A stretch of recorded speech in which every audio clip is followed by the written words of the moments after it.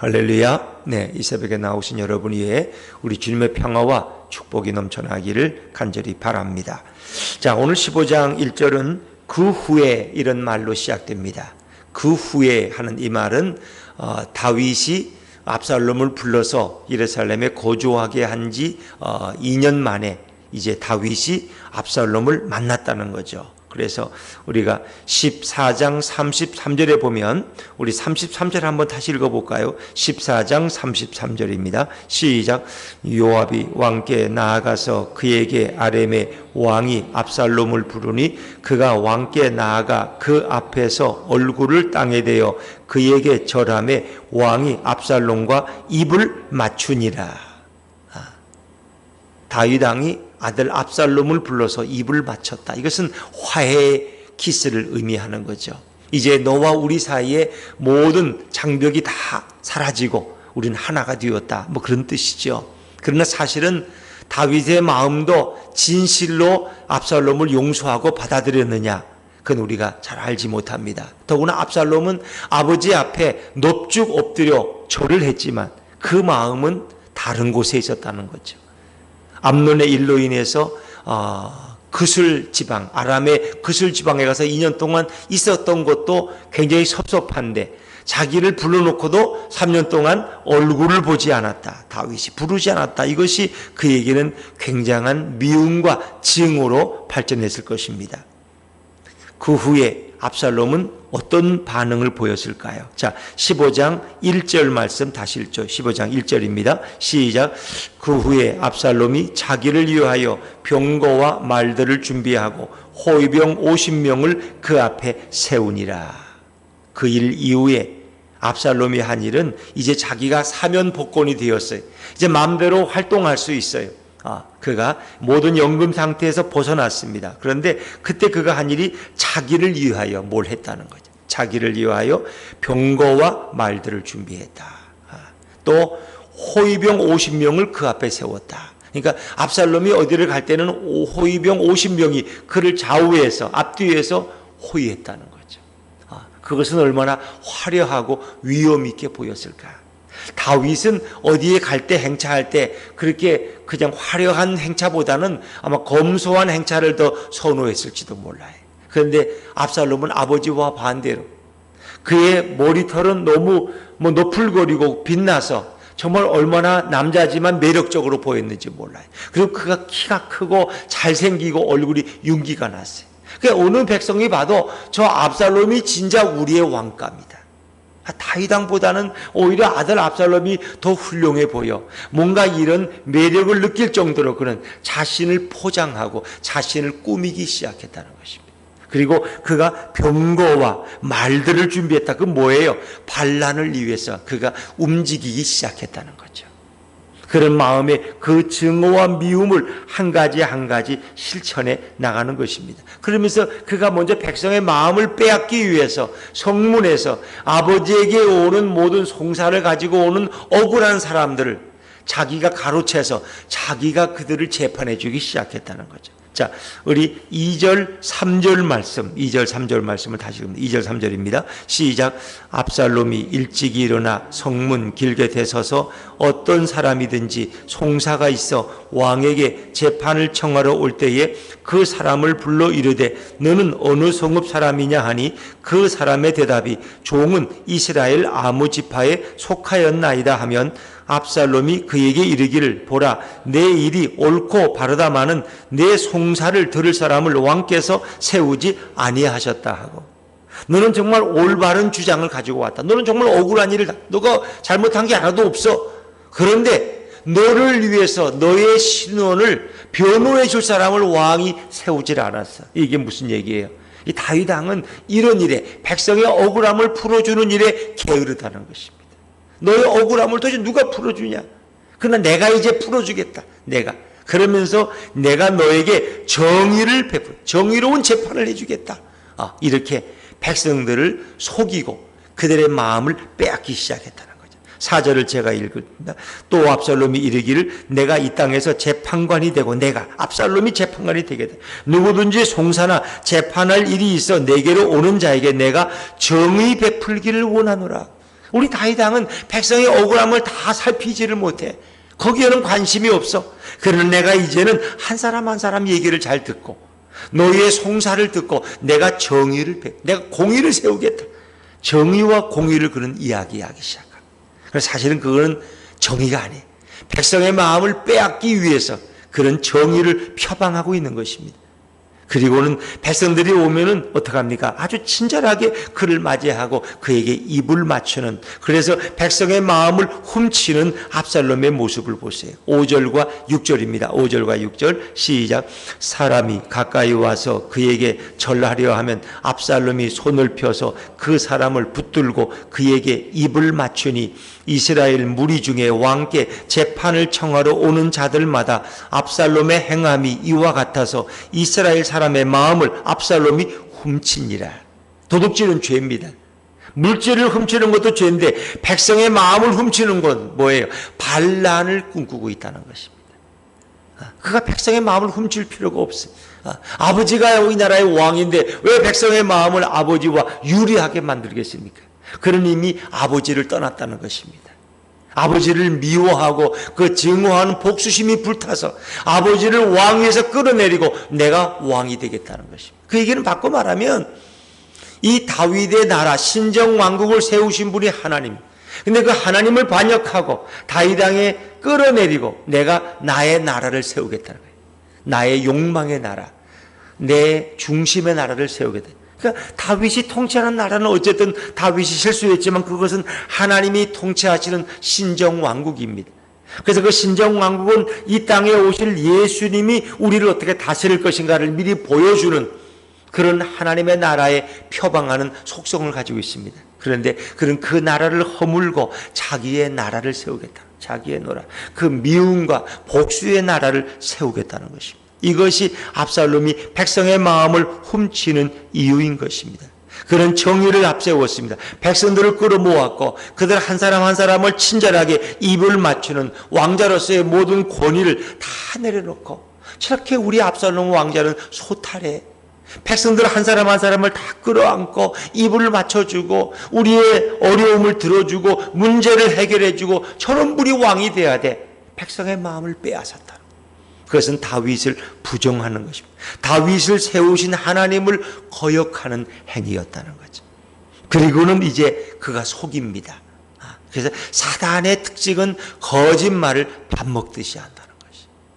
오늘 그런 아버지를 먼저 속이죠. 자기가 이제 그술에 가 있을 때 자기가 예루살렘에 돌아오면 하나님 앞에 서원 제사를 드리기로 했다는 거예요. 그 서원을 이제 이루어야 되겠다. 내가 헤브론에 가서 내가 제사를 드릴 텐데 아버지 허락해 주십시오. 여호와를 섬긴다는 말은 제사 드린다는 말이죠. 그래서 아버지의 축복을 받으면서 그런 헤브론으로 갑니다. 근데 헤브론이 어떤 곳이냐? 그것은 다윗이 왕이 된 곳입니다.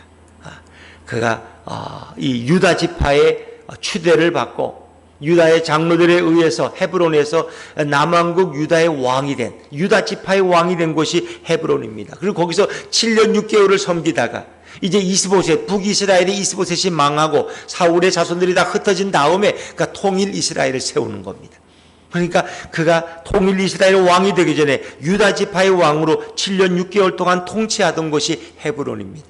우리 아버지가 처음 왕이 된 그곳에서 나도 내가 왕됨을 선포하겠다. 그리고 아버지를 끌어내리고 내가 이 나라의 왕이 되겠다는 거죠. 그가 그렇게 아버지를 속이죠. 자, 우리 7절과 8절도 한번 읽어볼까요? 7절과 8절입니다. 시작.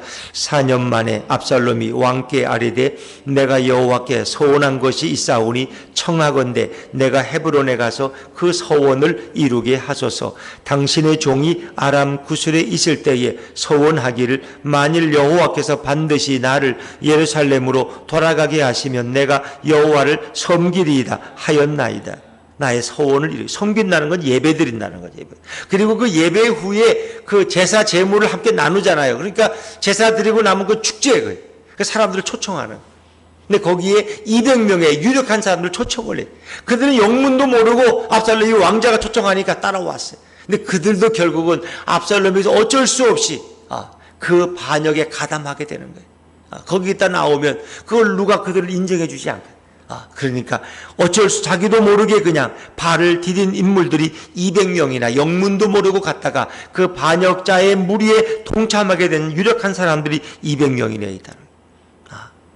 그리고 10절에 보니까 압살롬이 정탐을 이스라엘 모든 지파 가운데 두루 보내 이르기를 나팔 소리를, 내가 왕이 되는 나팔 소리를 듣거든 압살롬이 헤브론에서 왕이 되었다고 공포합니다. 그건 자기가 스스로 왕이 되는 거죠. 왕이라는 것은 하나님이 세우시든지 아니면 하나님을 통해서 백성의 장로들이 그를 추대하는 것입니다. 근데 그는 스스로 자기가 왕이 됨을 선포합니다. 철저한 반역이고 이것은 신정왕국을 허무는 사단의 역사인 것이죠. 그리고 그는 다윗 왕에게 있던 아주 유명한 모사 아히도벨을 자기 편으로 끌어들였습니다. 자기 편으로. 자, 우리 마지막 12절 말씀, 12절입니다. 시작. 제사 드릴 때에 압살롬이 사람을 보내 다윗의 모사 길로 사람 아히도벨을 그의 성읍 길로에서 청하여 온지라. 반역하는 일이 커가매 압살롬에게로 돌아오는 백성이 많아지니라. 그의 반역은 성공하는 것처럼 보였습니다. 네, 모든 백성이 그렇지 않아도 압살롬을 사모해 왔는데 그가 왕됨을 선포할 때 맞아 이 젊은 왕자가 왕되는 것이 우리가 더 좋겠어. 이 나라가 더 부강할 것 같아. 아마 그런 마음들로서 그들은 압살롬을 따르기 시작했어요. 그래서 다윗은 급하게 짐도 꾸리지 못하고 맨발로 도망가는 그런 모습을 이제 그 다음 장에 우리가 보게 됩니다. 사실 그러나 이제 바꿔 말하면 이런 모든 배경에는 뭐가 있는 거예요? 다윗의 죄가 있는 거예요. 다윗이 밧세바를 자기 아내로 취하고 그리고 임신한 사실을 숨기기 위해서 우리아를 적진기 속에 보내서 죽도록 그렇게 살해를 위장하고 교사살인, 청부살인이죠. 요압에 의해서 그가 적에 의해 죽도록 그렇게 방치하는 그 모든 것을 하나님은 아시고 너의 가문에 칼이 떠나지 아니하고 재앙이 떠나지 아니할 것이다. 그 나단을 통한 예언이 이제 하나하나 이루어져 가고 있는데 그것은 다윗에게 큰 고통입니다. 하나님은 그가 말씀하신 대로 한 가지 한 가지 이루어져 나가지만 문제는 압살롬이 사단의 하수인으로서 쓰임받고 있다는 것입니다. 하나님의 신정왕국을 무너뜨리는 일에 바로 압살롬이 어리석은 사단의 도구가 되어서 자기 아버지를 반역하고 백성들을 죽이는 일에 그가 앞장섰다는 거죠. 하나님은 사단의 세력이 때로는 거짓된 나라가 승리하는 것처럼 보이지만 하나님 반드시 그것을 허무신다는 거죠. 그건 왜? 다윗을 연단하기 위한 하나님의 한 악의 도구로 압살롬이 그냥 쓰임받는 자기의 미움과 장의의 증오 때문에 하나님이 그걸 방치하는 것이지 그렇다고 하나님이 압살롬의 마음에 다윗을 미워하게 만들어서 일부러 그렇게 하지는 않습니다. 그러나 압살롬의 마음에 그 원죄의 미움과 증오를 그 스스로 절제하지 못하기 때문에 결국 아버지를 향한 복수의 칼을 들게 되는 거죠.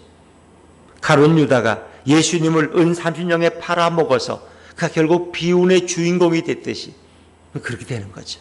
하나님이 그걸 그냥 방치하신 거예요. 왜? 그 스스로의 악으로 그런 일을 꾸미기 때문에. 오늘 압살롬도 자기의 미움과 증오 때문에 그 일을 꾸며서 아버지를 반역하는. 그러나 그 일은 절대로 성공할 수 없다는 것입니다. 특히 우리는 1절에 있는 그 후에 압살롬이 자기를 위하여 병거와 말들을 준비했다. 이 자기를 위했다는 건 뭐예요? 여러분 모든 죄의 출발은 자기 중심주의라는 거 아세요? 자기 중심주의, 이기주의입니다. 철저한 이기주의. 그래서 에덴 동산에서 하나님의 영광을 위해 살도록 우리는 지어졌어요. 우리 인간은 오직 하나님의 영광을 돌리고 하나님의 축복 가운데 살게 됐어요. 그러나 인간은 뭐예요? 하나님처럼 되고자 자기의 이익을 더 증대하고자 내가 하나님같이 되고 하나님처럼 능력 있는 삶을 되고자 그런 하나님을 반역하고 선악과를 따먹고 타락의 길을 걷게 되는 거죠. 그래서 타락한 인간들은 다 자기에게 조금만 손해가 되면은 난리를 치고 자기에게 조금 유익이 되면은 그것을 좋다고 뛰어드는 것입니다. 그리고 철저하게 다 자기 중심주의입니다. 자기의 이익을 위해서 인간들은 선을 베푸는 것 같고 남을 배려하는 것 같지만 결국은 자기 중심의 삶을 살아가고 그것이 바로 사단의 속성인 것입니다. 그러나 우리 그리스도의 삶은 그렇지 않습니다. 하나님께 영광을, 주님께 영광을, 이웃에게 기쁨을, 그것이 그리스도인의 모토가 되어야 됩니다.